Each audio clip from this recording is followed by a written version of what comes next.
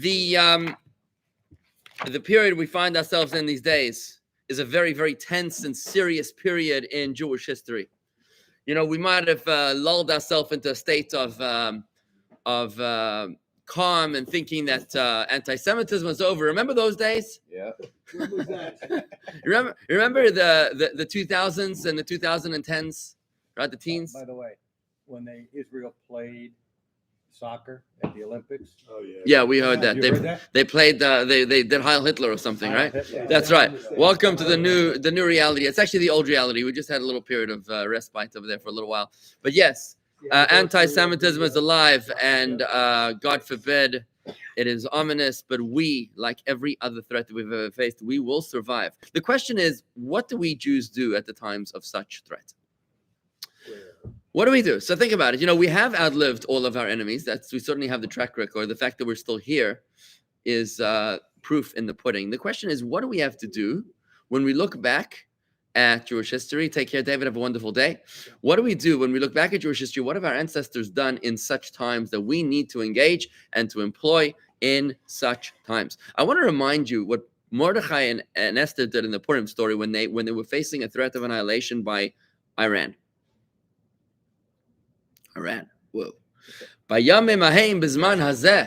In those days and in these days, this is the blessing that we make. Who made miracles for our forefathers back then and today as well. So what did Mordechai do? Do you remember what he did? Gathered the children. Oh, Tazay. He gathered the children together.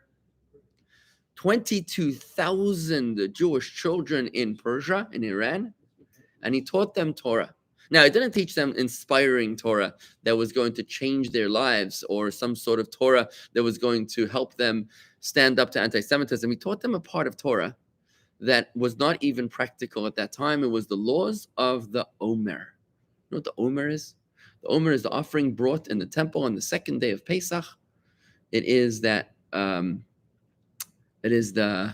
barley offering brought on the second day of Pesach, which signifies the first fruit donated to God Almighty from our proceeds. And after we give to God the Omer, that is when, after which the time when we are able to enjoy the new fruits ourselves, right? You give the first to God, and then you take the rest yourself. So, and we do the Sefiras Omer, the counting of the Omer. This is the laws that he was teaching to the students, the 22,000 students, the children in Persia and Iran. Now, there wasn't even a temple.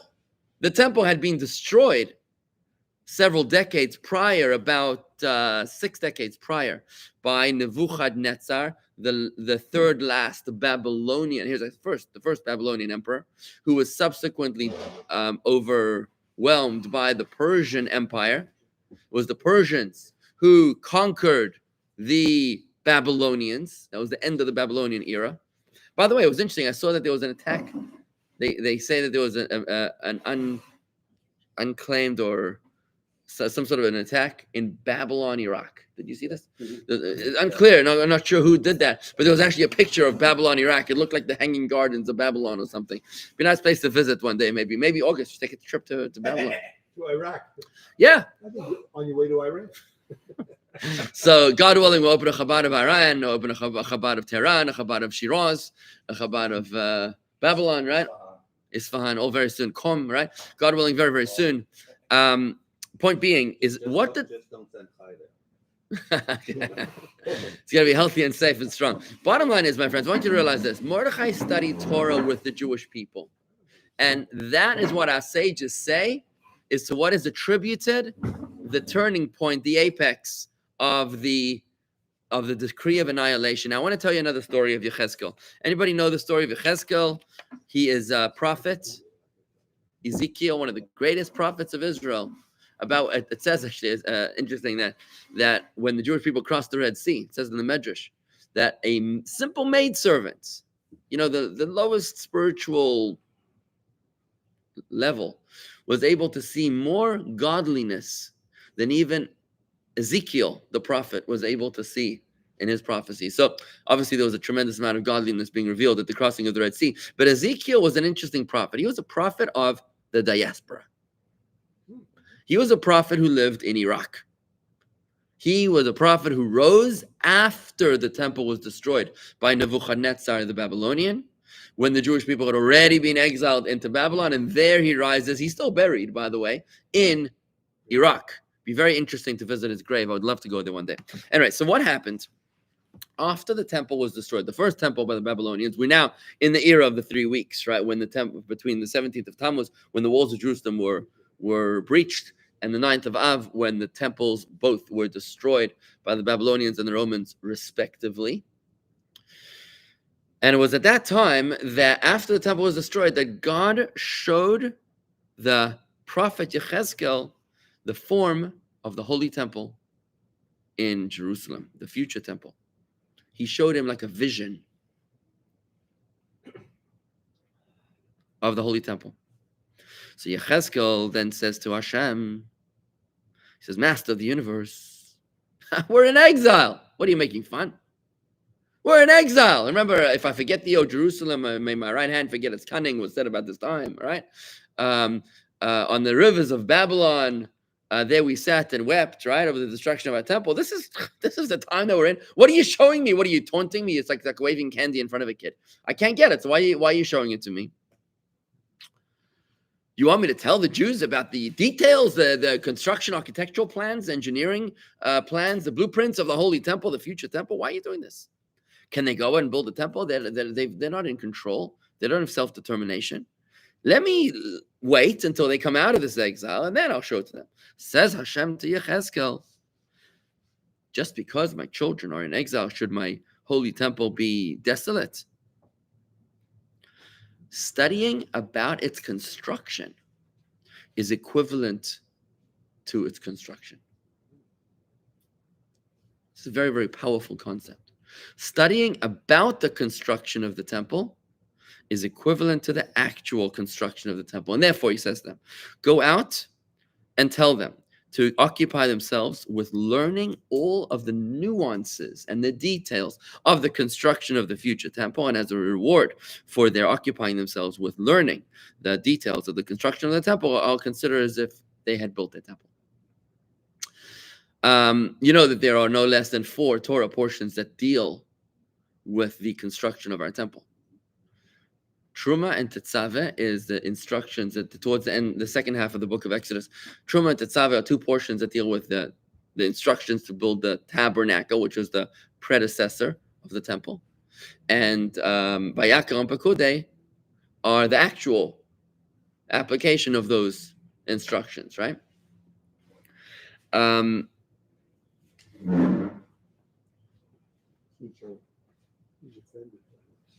So the construction, learning about the construction of the temple, is considered as if we actually built the temple. Now, I want you to realize, what's the name of this war? At least, what's it called by our enemies? The Al-Aqsa flood. Al-Aqsa flood. You know what Al-Aqsa means? No. Al-Aqsa is the mosque on top of the Temple Mount. It's called the Al-Aqsa Mosque. Moriah It's not the Dome of the Rock. No, No, Moriah. It's the other one. It's the one with the cheap neon lights. You know, it looks pathetic. One has like gold on it. The other one's got like these cheap neon lights, green ones, you know? It's like a knockoff. But anyways, it's on the far right of the Temple Mount. It's interesting. Between these 2 mosques is an empty field, which is immediately behind the Western Wall. And that empty field, you know, there's a lot of debate and discussion amongst scholars, Torah scholars, about the exact precise location of the Holy Temple in Jerusalem. The Dome of the Rock, Was the wall part of it? the wall was part of the entire campus, the whole campus, yeah. But the Dome of the Rock, what's the rock? It's supposedly the rock of foundation, the foundation stone of the world, Even HaShasiyah, the stone, the rock of foundation upon which Moriah. God created the world. It's a place where Noah built an altar. I think Adam built an altar there too. Abraham, that's where he found his son on Mount Moriah, was on that rock, supposedly. So the Dome of the Rock is on top of a rock, which they claim is, you know, the rock of foundation. In the Holy Temple in Jerusalem, which, by the way, preceded the Dome of the Rock by a solid 1,500 No, 2,500 years. 1,000 years. 1,000 years, because the Dome of the Rock is only 1,500 years old. It's a newcomer on the scene. But the King Solomon built the first temple in Jerusalem around 2,700 years ago. Maybe more, maybe even more, 2,800 years ago. Bottom line is, it's at least 1,500 years older, pre this Dome of the Rock. So the question is, where exactly is the rock? So there are some scholars that say that the empty field between these two mosques, is actually the site of the Holy Temple. Right? Either way, the Al-Aqsa, if I'm not mistaken, my Arabic is a little weak, but the Al-Aqsa, if I'm not mistaken, means that the distant place. It's how they refer to Jerusalem. Because remember, Jerusalem is never mentioned even one single time in the Quran. Not one single time is Jerusalem mentioned. In the Torah, Jerusalem and Zion, which is the mountain of Jerusalem, is mentioned, I think, 770 times, if I remember correctly.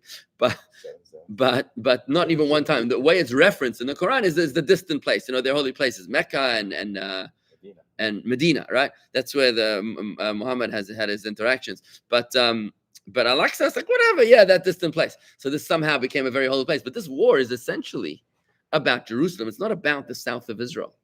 It's not about the north of Israel. The threat this weekend is being threatened. Israel's being threatened by Iran, through American channels, the New York Times. They're going for Tel Aviv. They're going for the center of Israel. It's interesting. I wonder if they would go for Jerusalem, because that's where, supposedly they're trying to occupy.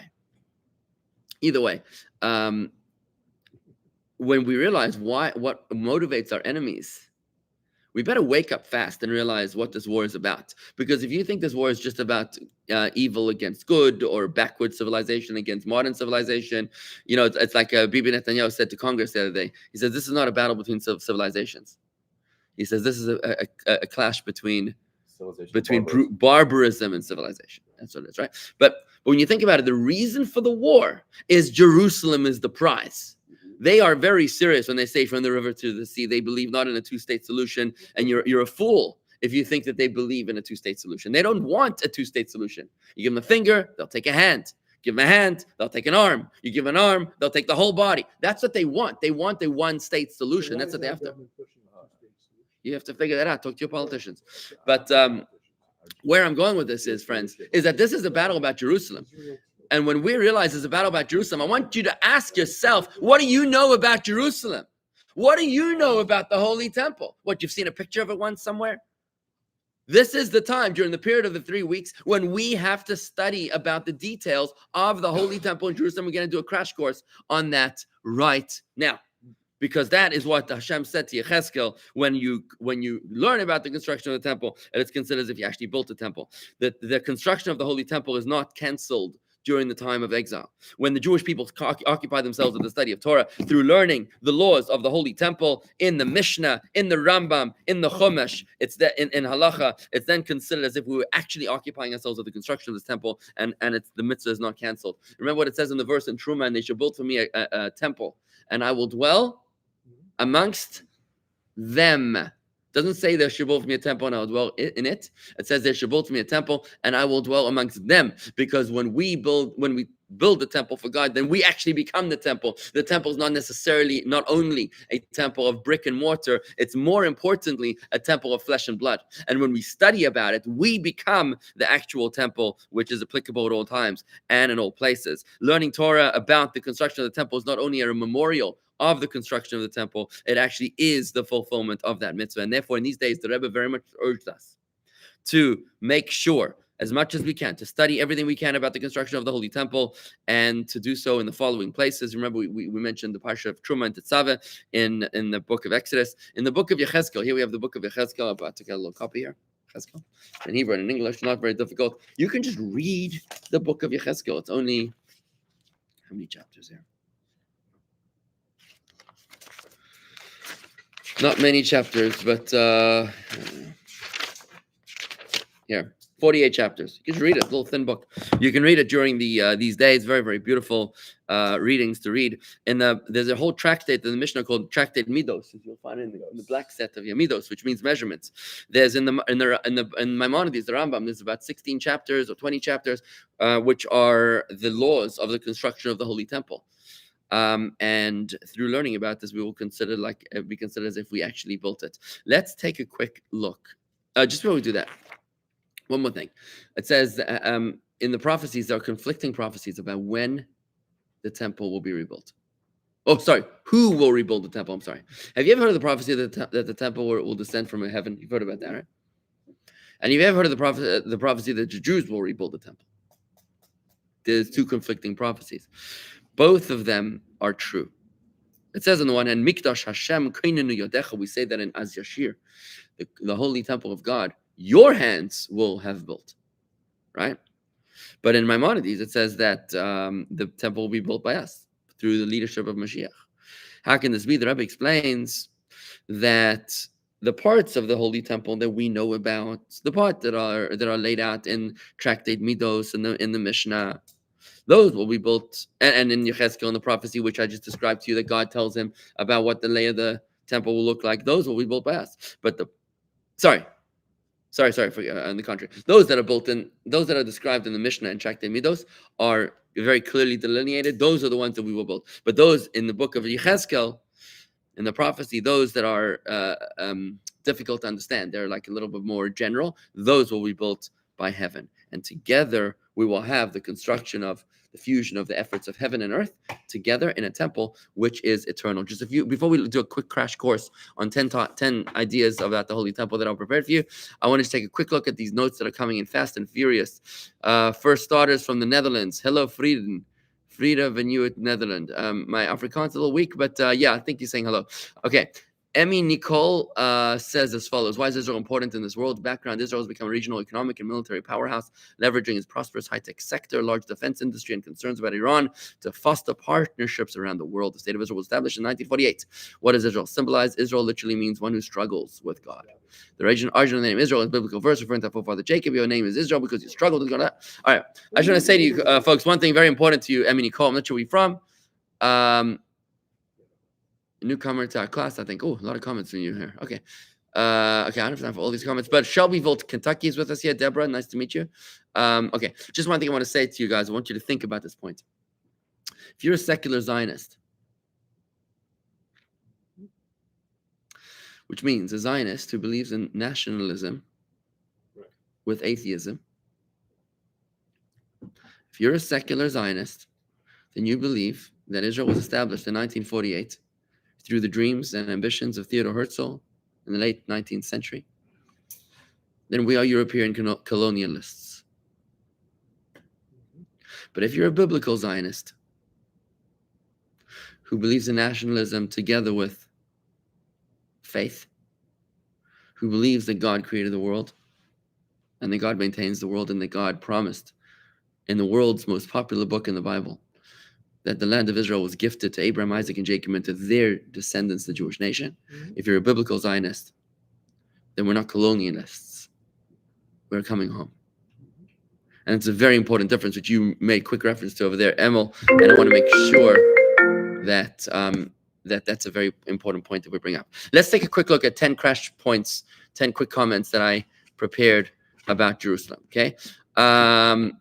Okay. While the temple was both a spiritual enlightenment and just one quick second, my daughter, she's out of the country. Masila, are you okay?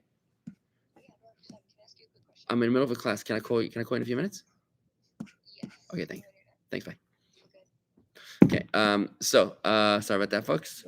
She's in Europe. Okay, while the temple was both a place of spiritual enlightenment and animal sacrifice, there's a dispute as to what its primary purpose was. According to Rambam, Maimonides, it was a house that for God prepared for offering the animal offerings. According to Nachmanides, Ramban, the main object is realized in the ark.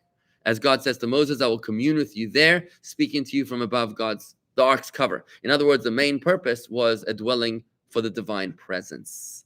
So it's an interesting debate. Was the purpose of the Holy Temple to offer animal offerings to God, for us to communicate with God, or was it a place for God to communicate with us? Now, King David purchased the site of the Holy Temple, Mount Moriah, from a Jebusite named Aravna. So it was purchased by King David during a terrible plague that ravaged the Israelites after David conducted a census of the people. You're not allowed to count Jews. David made that mistake. He counted the Jews, the soldiers of the army, and a terrible plague ensued. That's why we don't count Jews. Following God's command, David built an altar and brought a sacrifice on Aravna's threshing floor, and the plague stopped. So therefore, he bought the piece of land, and ever since then, King David has owned the land of the Temple Mount, right? Tragically, our Israeli leadership has failed, political leadership has failed to assert that title deed. And from Six-Day War, when we conquered that land, reconquered our home, Right, right. they spoke about giving back land in some pathetic show of weakness and deep sense of lack of self-esteem and a deep sense of insecurity. Yet if we had had the courage of our convictions and believed in our biblical Zionism, we would never have needed to do that. Okay, there are 3 temples to date. The portable temple built by Moses, which accompanied the Jewish people through the 42 desert encampments, which are specified in today's Torah portion, the 42 desert encampments, right? And that was ultimately arrived in the land of Israel. It was set up in various places, including Shiloh and Nov. Okay, was it Nov? Yeah. The first holy temple was built by Solomon. This would have been the first permanent temple that wasn't moving. It was built on Mount Moriah, that place that was purchased by King David in Jerusalem. It lasted for 410 years, and it was ultimately destroyed by Nebuchadnezzar of Babylon in the year 423 BCE. How long ago was that? That's 2,400 years ago, right? So, which means that the temple was built 2,800 years ago because it was 410 years up. The second holy temple, built on the same spot as the first one, was built by Ezra. Ezra and Nehemiah were the leaders of the Jewish people after the Purim story, when the Jewish people came out of Persia, Iran, successfully to build the second temple. They were sponsored by the Iranians. Interesting, by the way, the Gemara says that since the Iranians sponsored the construction of the second temple, therefore, the Persians will experience some degree of divine grace at the end of days in the final war before the coming of Moshiach. Isn't that interesting? That's concerning. That's very concerning, yeah.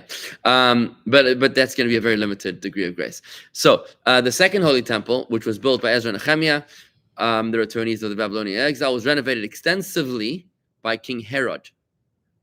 King Herod was a slave of the Maccabean kings, the Hasmonean kings, who murdered his masters, then posthumously raped the final surviving princess, who killed herself so as not to allow him to have royal blood in his descendants.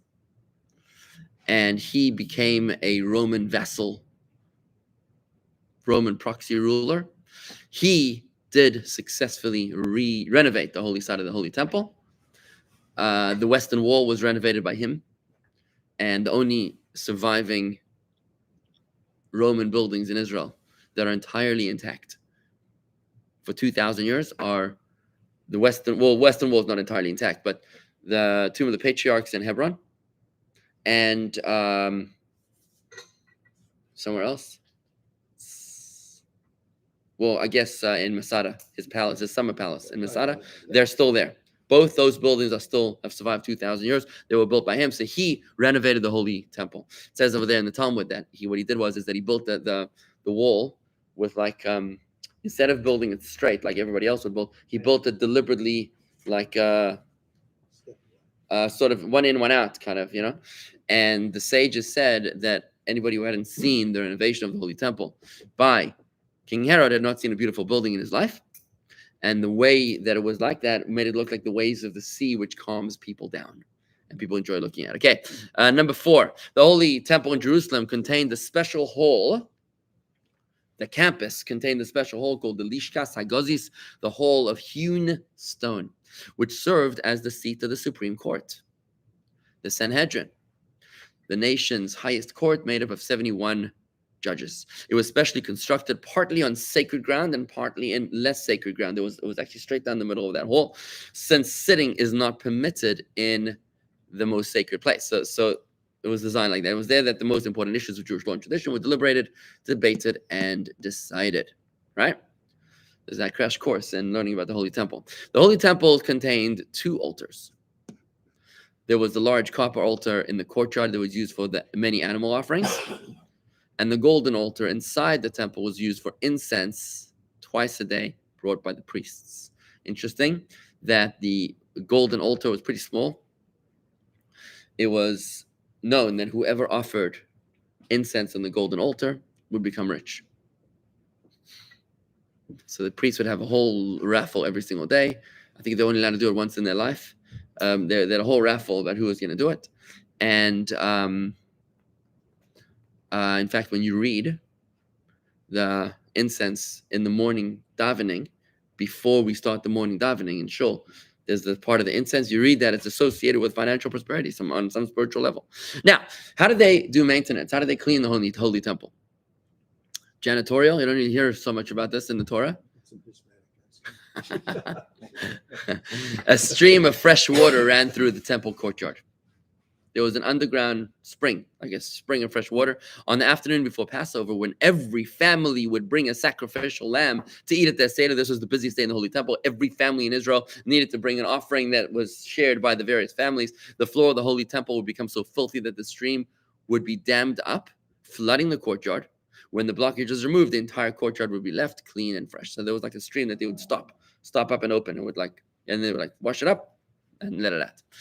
There was an honor guard around the Holy Temple. The Temple Mount was constantly guarded by cadres of priests and Levites in 24 different locations. Even though there was not a fear of enemies or thieves, Maimonides explains that the guarding is only for honor, since an unguarded place cannot be compared in prestige to one with guards. For example, when somebody passes away, we do something called a shomer, an honor guard, not because we're afraid somebody's going to hurt the deceased, but it's an honor guard to stand with him. If a guard would fall asleep while on duty in the middle of the night, the overseer of the guards, called Ish Harabait, the man of the Temple Mount, had permission to wrap him with a stick or even singe the edge of his cloak.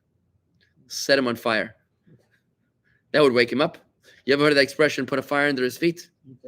I think this is where it comes from. Yeah, that would wake him up one way or the other, right? Okay. So even though the temple is laid ruined for 2,000 years, the Temple Mount is still sacred, for God's presence is not left. In fact, tradition tells us that the Ark of the Covenant is still there, in a specially built vault deep under the Temple Mount. Marty is not comfortable with that, right? What do you think it is? Probably in the Vatican. I think they took it. Well, I want to tell you something, that when King Solomon built the Holy Temple, Maimonides tells us that he knew by prophecy that the temple was ultimately going to be destroyed and conquered. He therefore, using his great wisdom, he built a complex labyrinth of tunnels beneath the Holy Temple site, so that in the time when the priest would find it necessary, on their discretion, they would evacuate the Holy Temple items. And indeed, the prophets tell us that that's exactly what happened. There was a certain point in time when the priests realized they saw the writing on the wall, and they hid the Holy Ark, which is why there was no Ark of the Covenant in the Second Temple. By the time the Romans showed up to conquer and loot the Second Temple, the Ark wasn't even there. There was just an empty stone in the Second Temple, because they couldn't find it after it was hidden in the days of the Babylonian destruction. So it's definitely not in the Vatican. There you go. The Arabs believe that it's there. And that's why they're digging. That's because when the Israelis were excavating underneath where you can now go, the Arabs blocked that because they don't want the Israelis to Because if they find something, right. then One last point their deed is up. that we just learned is, even though that we can't actually build the Holy Temple until Moshiach comes, God told the prophet Yechezkel that the study of the Torah's design of the Holy Temple can be equated to its construction.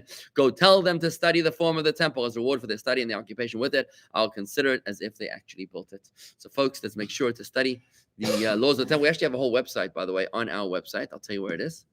It is on a website, a sub-site on our website. It's called the 3 weeks. I think it's called, let's go, jewishgardens.com /3 weeks. Let me just make sure. I'll tell you right now. For jewishgardens.com /3 weeks. No, that was not the one I was looking for. So it was hidden. It was hidden after the Sand. Yeah, but during the first time. Here it is. I don't know exactly how to find this, but I'll give you the link. That was hidden at the second. They hid it there. It's jewishgardens.com. Folks, I'm going to post a link to the website, okay? I'm going to post a link to YouTube over here, so you'll be able to follow if you want it. The link, folks, Mike, I'm posting the link to YouTube, okay? To the YouTube comments. If you want to write this down, it's jewishgardens.com, jewishgardens.com /3395732. That's the website. I posted it to YouTube. It's jewishgardens.com/3395732, where you have a plethora of information. A plethora of information where you can read, you can watch, you can listen, you get the basics, you can get the more intense, you can get the very intense, you can study deep, you can get all sorts of interesting, you can actually explore the 4 chapters of Ezekiel, which cover this temple. It's chapters 4, the last 4 chapters, 40 through 42. You can read them right here. The 4 chapters of Ezekiel, which cover the Holy Temple, chapters 40, 41, 42. What's that? 40, 41, 42, and 43. Maybe we'll do it next week. Maybe we'll take a look at that next week and see if we could do that, okay? Either way, that, friends, is how I'm going to end this. I'm trying to see if there's other comments coming in. Thomas Jefferson, I was in the military for 10 years. You shouldn't fall asleep while and watch. Good. Ed Hockman says, hi. David Weinberg. Bob Wertheimer. I agree with you. This is an existential war for Jerusalem. Okay. Richard is in Arkansas. That's awesome. Okay, lots of good stuff going on over here. Thank you all. Corey's with us as well. Thank you very much, everybody. Let's take responsibility for this war. Please don't be passive. Don't be passive and wake up in the morning and wait to see what happens in the past 12 hours. Study Torah. That's what I'm telling you to do. Study Torah, because we, the Jewish people, have survived by divine grace and intervention. The way that we summon divine grace and intervention, you know, the Bar Mitzvah boys, when they say the Maimer, the discourse, I'll tell you what they're saying. What they're saying is that Torah is the greatest way to attract God's attention, focus on us. And if you can't do Torah, God has told us that the way to do that, if you don't have time to study Torah, the way to do that is by laying tefillin. And that's what they say in the Bar Mitzvah Maimer. That's what they're saying. They're saying tefillin is just as good almost as studying Torah. But when you study Torah, friends, what you're doing is that you're drawing God's focus on us, because sometimes God is sleeping. When is God sleeping? And this is just a metaphoric anthropomorphic concept. So sometimes it looks like God is sleeping. Sometimes it looks like God is sleeping. You know, I want to remind you what it says in the Megillah. You know what the turning point of the Megillah is? You know, there's a point in the Megillah of Purim where you're supposed to raise your voice. Toby, you know when that is? It's the beginning of the 5th chapter of the Megillah. It says like this: At that night, the sleep of the king stirred. That's the verse. Maharal of Prague says that is the turning point of the miracle. Why? What is it referring to? It's talking about Achashverosh, who couldn't sleep, and he was reminded. Haman comes in and they read to him the book of memories and they tell him that Mordechai saved his life and Mordechai wasn't rewarded. But Maharal tells us, Maharal of Prague, he says it's a metaphor to God's slumber, that God seemed to have been asleep at the wheel, and God, even though the Jewish people had turned their backs on God and therefore God had done the same to us, still he chose to wake up and to intervene despite our apparent slumber. What seems to be going on right now is that the Jewish people too might be in a state of slumber. Yet when we wake up as a collective and as individuals, when we arise and wake up and embrace our connection with God Almighty, without waiting to see, I think I'm going to go to sleep and hopefully wake up Monday and it's going to be fine. Israel will still be there. No, it's not the way to do it. The way to do it is, friends, to go that website that I just posted to you. jewishgardens.com/3395732. Study everything you can about the Holy Temple. YouTube first. Yeah, you can do this YouTube first. Yeah. But after you've done this YouTube, you go to that website, right? And the link is on the YouTube. What you do is you go and study the laws of the Holy Temple. I know they might sound irrelevant and like, why? How is this going to help us win the war? Leave the war to the military. Leave the diplomacy to the politicians. But you have to cover the front of the spiritual. And when you read the 4 chapters of Yechezkel, friends, you got to do this. When you study the Tractate of Midas, and it's all there in the website. It's all right there, nicely laid out for you at that website, jewishgardens.com/3395732.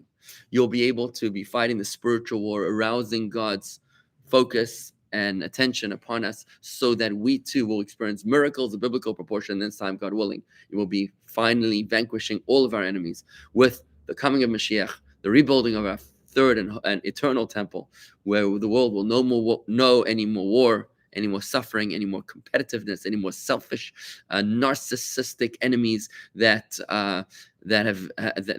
feel that we darken the sun for them. But that the world will be able to live at peace. Imagine all the people living life in peace. What was that, Rob? I disagree with you. Of course. He will not, Psalm 121, he will not let your foot falter. Your guardian does not slumber. Indeed, the guardian of Israel neither slumbers nor sleeps. Is that a statement or a demand? Or a command? Demand. It's not, it's neither. It's an observation. It's a plea. It's an observation. Okay, so you say it's an observation. I'm saying it's a plea.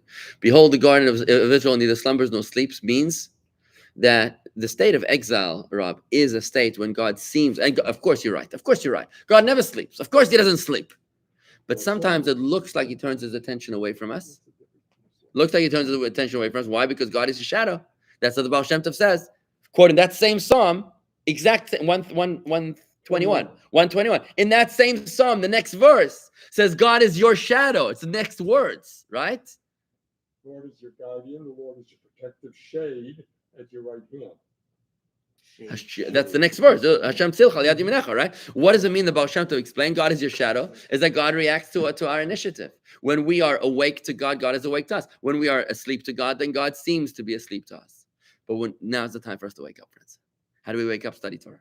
Which Torah? This website that we prepared for you. I'll give you a very clear directive here. JewishGardens.com/339-5732. Take some time. Take a walk. Learn. Study. Listen. Watch. Read.